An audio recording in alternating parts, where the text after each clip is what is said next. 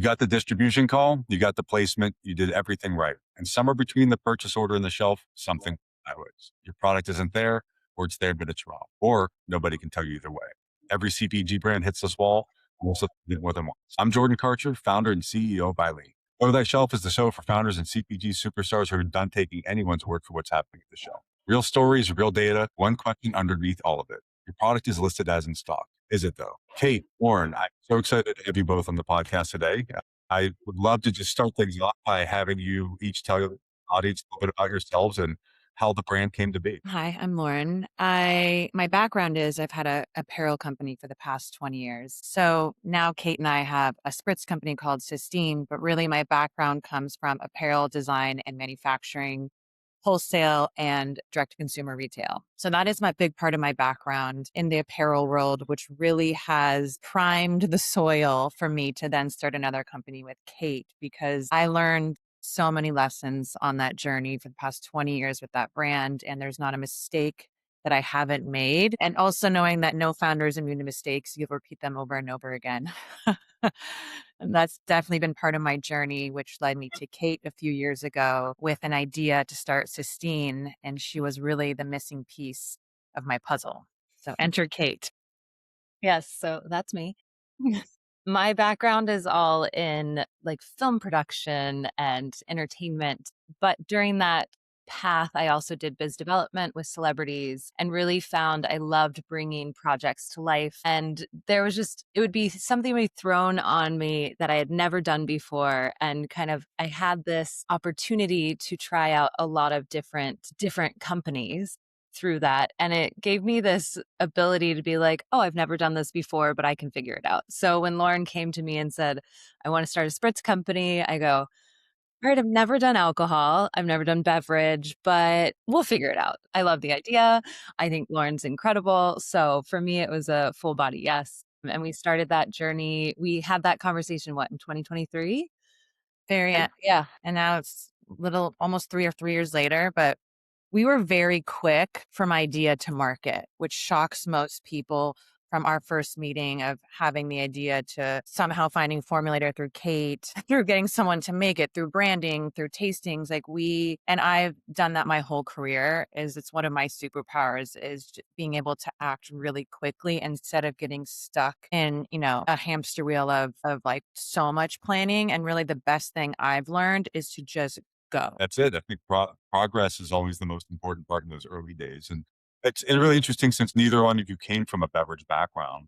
It had to be a pretty steep learning curve. I mean, obviously a lot of experience in different areas, problem solving oriented. What was it like when you really sat down to say, okay, I have this idea. We have this idea for a Spritz brand to truly creating that first product? Well, we went about it a different way than most people. We did branding first. So before we ever had a formulator, Kate and I worked with a branding agency, and Kate and I built the whole story of Sistine down to the color of the liquid. So we had this whole story before we went to go find someone to formulate, make it, even do the legal stuff. So we did it a little backwards, but it gave us a lot of momentum doing it that way because we weren't stuck in this trying to find someone to make it phase, which I think a lot of people do in the very beginning. We had the brand. So we're like, once you have the brand, you are very motivated to figure out how to make it. And so Kate was so instrumental in finding those right people in the beginning. And I think Kate will say the same thing. We've had a lot of ease in finding the right with when it comes to formulating and making the product, branding. And so Kate was so instrumental in finding us that first formulator. And Kate, how'd you go about that? You know, I have this, I don't want to say it's an ability. I just love people. I love connecting with people. I love talking to people. And I think through that, I've just amassed a black book of odds and ends of all spectrums of types of people. And, Lauren and I talk about this a lot. We kind of go off of intuition a ton in what we do and the decisions we make. And I was having a conversation with somebody that I didn't know that well, and she worked in tech, but for some reason I had this like intuitive feeling that I needed to share with her that I was going to make a Spritz, and I hadn't told really anyone. She was like, I used to like formulate. That's like what I used to do. And I was like, what? So she was able to then introduce us to who became our formulator. It all just worked out perfectly. in this way that you can't really plan for. And sometimes I'm not sure if it's luck or if it's just like someone looking at, you never know, but it worked out. Yes. I love that. And so going back to my first company, a coffee business, I did start by building the brand first. And then I said, I know what I want it to look like. I have a vision I want to build it into versus the alternative. I think you do see that a lot where someone's focused on the product itself. Yeah. Now what? What do I do with this? That is harder to create a scalable vision. So I love that you guys started with the brand essentially built into what you had hoped. Yeah, it also allowed us to really look at the market and what is out there right now and what's missing. And for us, we thought, okay, you walk into a wine shop, there's all these great bottles with labels. It's pretty overwhelming. Like, how do we stand out on a shelf? Right. So our bottle needed to stand out, and that's what we went to our branding agency with, was let's figure out some ideas that really stand out. How are we different? How does somebody walk into a store and go, I'm going to have that bottle with the blue wax seal? I don't know what it is, but I want it. Was that a major differentiator for you? Was the packaging itself? Is that how you viewed Big it time. as a way to tackle the category? Big time. And Because a lot of these brands look the same. A lot of y- Spritz brands specifically look the same. And, trying to figure out where we would be placed too in a store. Like, are we being placed next to apparel and Campari? Are we next to sparkling wines? And then we have the cans, so we're in RTD. So we're in a bunch of different sections in a wine shop or a grocery store. So, like, how are we going to stand out in all of those different areas is a big conversation for us. and so coming from fashion, very different than wine and spirit shopping, that you're dealing with different types of buyers. What was the most surprising thing when you started to really take this into retail and just starting to say, like, what did you not expect that you started to encounter really quickly? The way someone buys alcohol is very different from the way someone buys clothing from a buyer perspective. Apparel really, it can be an emotional buy. It's trend driven and trends are changing all of the time. Whereas in the alcohol space, there are trends in alcohol, but buyers are very set in their ways. It's really hard, I think, to get your foot in the door in a lot of places. It feels very old school to me. It's very male dominated. Whereas in the fashion space, we deal with so much women. And just from a buying perspective, and this, when you are a new category, like we're a wine based, ready to drink spritz, a lot of people didn't know where to put us in the beginning. Like it was a weird conversation. They were like, well, where do you go? And is this market going to be big? Well, we'll have apparel, so it was not as easy as it says to win over a buyer in apparel, where obviously I've had a brand 20 years. So I have all this history of product that sells and quality. And as a newer brand, we might be the most beautiful, we're amazing at telling stories. It's organic, but it's getting the old school buyers. And some of them are so excited. And a lot of people do get it first bounce, but it was something that I didn't anticipate because I've had a lot of ease with selling LNA. And going into this world was just a different beast, a different mountain to climb that we obviously are very up for the challenge and feel very lucky that our sell-throughs are incredible, which I think a lot of people were very surprised because some buyers, picked up Sistine based on personal relationships that we had. And like, we'll do a favor, we'll order it. And we're surprised that it sells out weekly. So we're able to really deliver on that. But it's, getting your foot in the door in the alcohol space is not easy. Yeah, it definitely has a lot of gatekeepers. It's the old prohibition structure of three-tier system makes it more complex and challenging to navigate. But I think having a great product's always the most important. And when you just, do you have part of the store you would love to be merchandised? And then how often is the buyer you're speaking to? Because I assume you're having conversations with wine buyers, with RTD buyers, with spritz. Like, I would say our ideal buyer we've found is retail. Just for us, it's much easier to deal with retail. Normally, we love being in the restaurants that we're in. It's harder to keep up with their changing seasonal menus and all these different things. With retail, it's a little bit more straightforward. We don't have as much of a heavy lift of, in any staff trainings or anything like this. We can really let the product sell itself. Yeah, and I think people, when you are going into a wine shop, you're like, oh, I'm either stocking my house, I need like some cans, or I'm having a party, or I'm going somewhere, I'm bringing a gift. So you're always going in and you're going to buy something that's already made. Whereas in a restaurant or a bar, a lot of people are expecting a drink to be made for them specifically. So that is sort of what we have been up against in restaurants. But now we've seen this like quick change where now people are putting Sistine cans on the menu. So you're getting a sidecar, your cup of ice, the can, and there's this little like ceremony around pouring your own spritz. And we're seeing that trend really rise here in LA, which is really interesting, where we thought only bottles would dominate in the LA restaurants. And now it's the opposite. It's the cans. It's really interesting to watch this trend change. How is that carried over to your retail? Are you seeing the same type of trend? Are the cans more popular than the bottle, or do you see a split in that retail space? God, in the beginning, it was all about bottles. Like, even I was like, "A can? Like, I guess we'll do it. We have to." I was not excited by it at all, but knowing that we had to, and I wouldn't even drink the can really. I would always open a bottle. And you know, you see it when even I've changed. Like, I drink straight from a can, whereas before 2 years ago, you would never ever see me do that. Yeah, So she slowly got there. It became like the bottle, then it went to like can over ice, and now it's like, nope, straight from the can. So, and I will say we're starting to see it even out in retail right now. The bottles used to sell way more than the cans, but I think in general, the trend is people are getting used to quality in a can across the board, not even just alcohol. So I think people are leaning more towards, oh, wow, like I don't want a whole bottle, or I don't want to open a whole bottle. I can just open this can and enjoy it. And are you seeing the let's say the occasion or use case by the consumer with the bottle? Is that more of a social drink versus the can? Or are they taking the cans going to the beach? Like, how do you see the can and bottle differing in how people consume? it's actually not that different. Like, people are like, even events, we get asked to do a lot of events here, and people used to ask for the bottle because it's really pretty and they wanted it on the bar. And now they'll say like, maybe we'll put a bottle on the bar and then bring us cans, so we can either hand someone a can or we can pour it.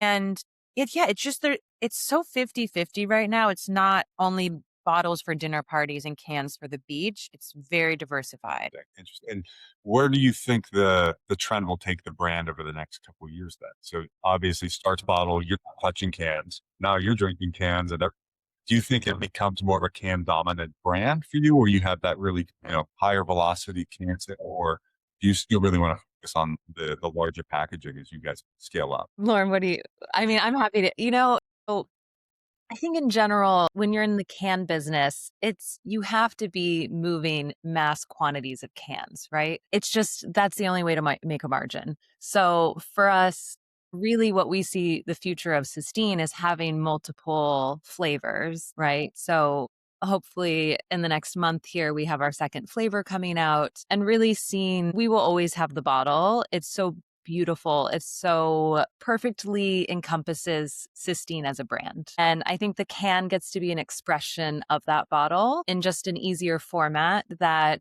does reach retail very easily, and larger retail too. And then we also have kegs. So I think the next trend, at least, we're going to see places taking on kegs outside of just a beer or even wine, right? You're starting to see cocktails that are being made in kegs. And so that's what I'm really excited about, because for restaurants or bars, it's such a great pour and it's a great margin for them. And Yeah. it tastes the best out of a keg. A spritz keg is so epic, but the taste, the carbonation level, the crisp factor, like everything about it is perfect for what we've formulated. So we're really excited about this format to have a spritz keg, because you don't see that anywhere. Yeah, it's a good little segue for us then. What was the spritz that changed your life? What was the drink that got you to say, "This is what I wanna do"? After 20 years in passion, you could have chose anything. Well, I ha- I have to thank Aperol. I have to thank my good friend Aperol Spritz for that. I Classic. I started spending a lot of time in Italy in like 2013, 2014 in the summers, and that's where I discovered the Aperol Spritz, and no one was drinking that in the US at the time. And I would come back and talk about this incredible drink I'd had. And then sometimes a restaurant would have it. It just wasn't a thing. And then I went, and in the summers I'd go back and fall in love with the idea around spritz culture and aperitifs and aperitivo hour, this pre-dinner dining ritual with, your friends and your family. And I loved that communal aspect. And I am such an entertainer. I love hosting and doing events in my homes. So I was really drawn to the ritual of the spritz along with the spritz. And then it became the only thing I drank for a very long time. Like, I wouldn't drink anything else. I only drink Aperol Spritz. Like, as a Spritz fanatic. People have seen me make my own Spritz at a restaurant. I've asked for components so I can do it correctly. Like, it got pretty crazy, my level of wanting the Spritz to be perfect. And a lot of people witnessed that, which led me to the idea, what if we had something that was perfect every time you opened it instead of me tinkering with, carbonation levels of like, was the Prosecco flat? Can I ask what's the biggest variant in spritz? What makes it? Or is it the prosecco? Is it the no, There's no. so many factors. Yeah. Is there too much Aperol and they're weighing it down?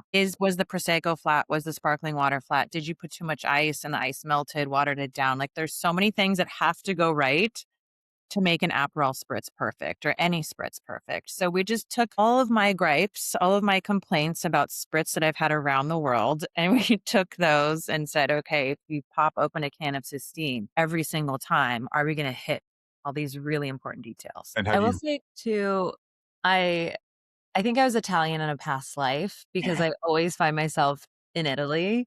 It's This where is I always want to travel to. I love experiencing different regions. So I'm a big fan of a spritz. And I loved there that there were always different types of spritz. And it's like here, everyone's like, oh, an Aperol spritz. Even when I say I have a spritz company, they're like, an Aperol spritz company? I'm like, well, no, and it's explaining what a spritz is. And my favorite moment of like Lauren's spritz tinkering was she was having a party one night at her house, just a smaller one, and she handed me a spritz and I was like, "What did you put in this?" Many things, but the part that I had never thought of is she put lime, and it blew my mind that like adding a different acidity than just the orange would make the drink taste so much better. So, yeah.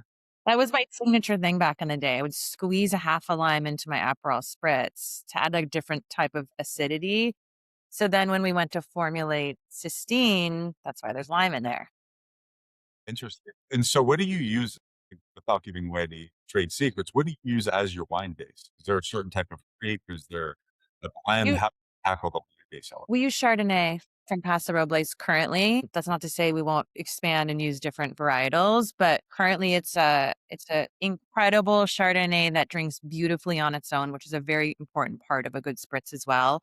Because people think you can just use some random sparkling or wine. No, you cannot. It needs to be great quality wine to have a great quality spritz. And I have a feeling you aren't cutting corners when it comes to quality of product or cost. So when it comes to executing in retail, price point wise, how do you think about pricing when it comes to your competitors or channels? So, Evmo versus selling on premise, two very different worlds. How does that impact the type of product you make, and what is that kind of is a priority for you as you guys start to scale up? Well, we've always talked about from the get go that we don't want to be everywhere all at once. This is a quality product. And even from the beginning, having conversations with different factories and bottlers, everyone was like, oh, but you could use this instead, this ingredient. And it was always trying to get us to cut corners. And it's really important to Lauren and I. So much of Sistine is the quality, is the ingredients, and we want it to taste amazing, but we also want to know where our ingredients are coming from. And I think that's also why people are buying it. It's, our customer is looking for that. So for us, it's scaling sustainably and it's doing it in a way where we can stay true to the identity of the brand. And also to that point, we have been really strict with ingredients where they come from, not compromising on quality whatsoever. While the dance of it's the best quality, but it's not the most expensive thing on the shelf. The same thing, it's a formula we use in apparel all the time, especially my brand LNA. And I've tried to, emulate that here at Sistine with Kate. Is that I want it to look like, or we want it to look like the most expensive thing on the shelf, but it's not. It's very approachable price point. So we worked really hard in the beginning to have a product that people won't flinch at because it's too expensive. We really want it to be an aspirational world, but also you can be a part of it and not be priced out of it. That's great. And I think I'm really curious about the overlap between fashion and beverage because so much of my conversations are with people in the beverage and food side. When you look at fashion and then you look at, let's say, Sistine or just the beverage space in general, what are some similarities and then what are some real differences? We mentioned that there's an old guard. There's, a lot of people trying to hold things as they were. But I'd love to hear your perspective of like, what is that jump like from these two different industries? Well, I think production is almost the same in a way where you have to go buy raw materials, ingredients, and you have to make something, and you are not the one making it. In apparel, I have to trust that the mill is going to knit the fabric and that the factory is going to cut it and sew it properly. And I'm going to get it shipped the way I wanted it. Sistine's the same way. We are getting the wine, ingredients, and then a formulator, and then it's getting bottled and carbonated, and the bottle has to get the wax stamp. And there's all these avenues where something can go wrong that we don't have control over. So, we've experienced, I have 20 years of making mistakes in production in L&A and apparel, and that weren't necessarily my mistakes that we have to then solve. And we've experienced that with Sistine, where, there's times where you go to make a production run and it's not up to your standards. And you're like, where along the chain did something go wrong? Like, where did the mistake happen? And those are just unavoidable symptoms of, I think, manufacturing. And when you are putting your product in other people's hands. So I always tell Kate, like, it's not that different because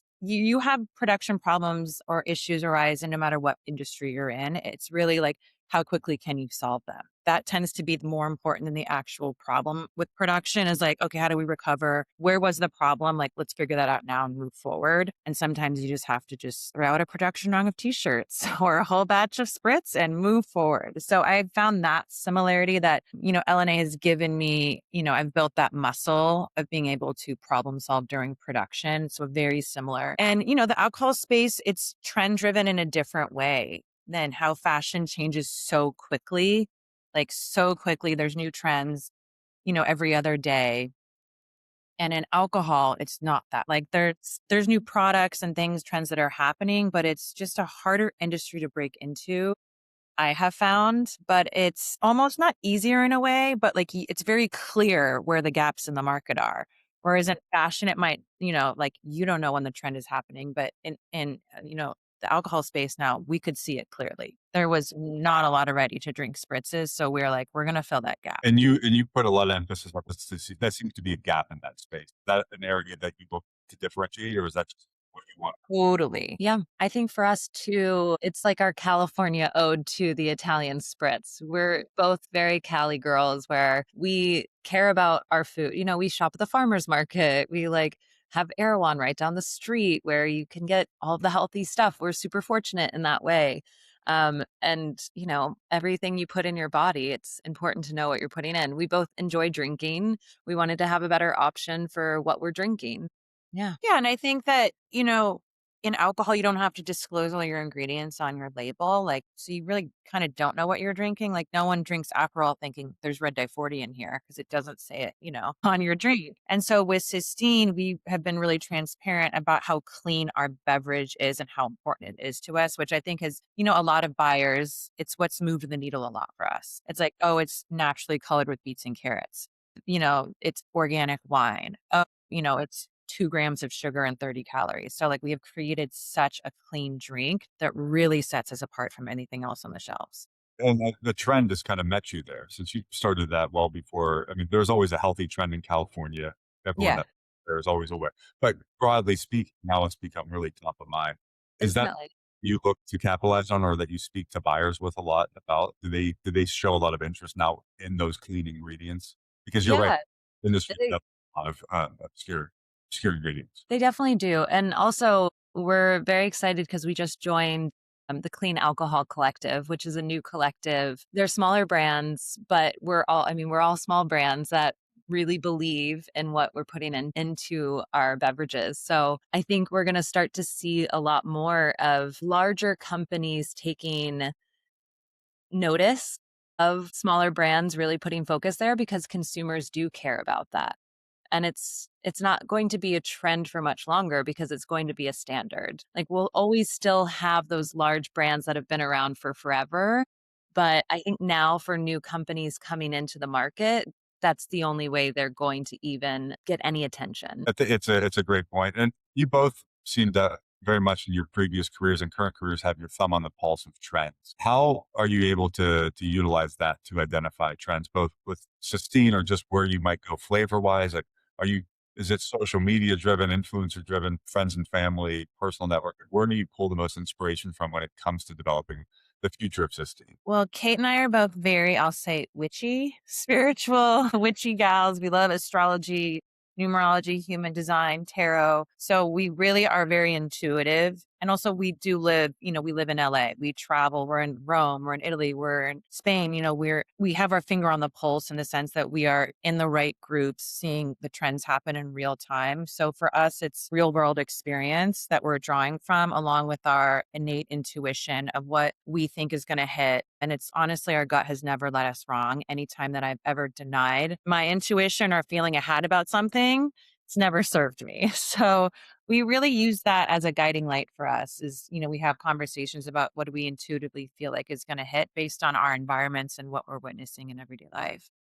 Yeah, and I think for us, it's always finding things to be inspired by. And like creation is such a crazy thing, right? We are in a society now, in a culture now where we need to create so much to stay relevant. And that can be really challenging. And Lauren and I have never put pressure on, we have to post this much, or we need to we've never put metrics around what our posting or social or anything, what means it's successful. It's really like, do we like what we're putting out there? Are we excited by it? And it's going from there. At times it's like, things that go viral for us, we never think it will. It'll be I knew something. that last one was going to go viral. That's true. Lauren did say the last one. But there's things that I'm like, it's just exciting for us to make or create. And a lot of the times I will text Lauren a ridiculous text that has like, I have an idea for a video. And like, she's like, let's do it. And I'm like, okay, cool. Great. Well, I think that's part of the beauty and the downside of social media. Just the content creation in general is it's easy to do now. So you can take a lot of swings and hope that it work, but it's also got the double-edged sword of you feel constantly pressured to put more out there to be relevant. When it comes to fashion acquisition for customers versus the spirits world, how do you even bifurcate that? How do you target communicating to a spirits drinker or a spritz drinker versus the fashion buyer? Or are they the same? Are you still just doing the same thing, selling them just two different products? We treat it the same. And Kate and I had a conversation very early on when we were looking at aspirational brands. Like, what would we want Sistine to be and live in? How would it live in the world? Like, what are brands that we like and how they express themselves? And they were all fashion companies. And so we thought like it would be such an interesting exercise to launch Sistine like someone would launch a fashion brand or a lifestyle brand, not how you'd launch an alcohol brand. So that felt very natural to us, how we tell stories, how we photograph, the dinners that we do. It's really the same as I'm marketing to a girl to buy a t-shirt from me. So we try and live in that storytelling space through community of like fashion, art, music, travel, less like we're trying to be an alcohol brand. You're really selling an experience or essentially a key into the community. If you buy Sistine, you're kind of part of this lifestyle. This is going to take you somewhere versus it just being, here's the flavor. Here's something that's different than a White Claw. Yeah, we are really inviting you into our world. When we post something on our Instagram, we are showing you the world of Sistine. So we hope that when you buy Sistine, you're getting it, the essence of that. That's really what we've always tried to do with any materials that we put out. I think that's always the most important part of a brand is it makes you feel something. It takes you somewhere. It's not just what's in the can. It's what does it do to the person drinking it? And I think you guys are hitting the nail on the head. One question I always love to ask before we wrap.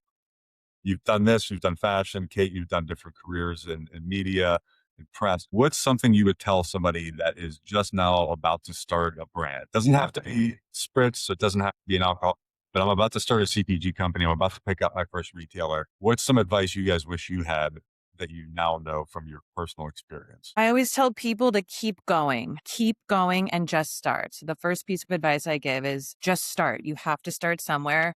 Start now and start learning and learn to be very good at solving problems, learn to be very resilient. And that no does not mean no. No is just that wasn't the right person or thing. Just go down a different street because so many people will stop at the first stop sign and not do the company or think it was a failure. Instead, most people don't keep going. My advice is to just keep going and no does not mean no. I love it. Yeah, I would say I have done a lot of different careers. And my biggest thing for anyone starting something new is it's along the lines with Lauren. You just have to start, but then also to really pay attention to how your body feels, because your body is going to tell you a lot of the times when something is right or when it's wrong. And I think it's really easy to get stuck in your mind.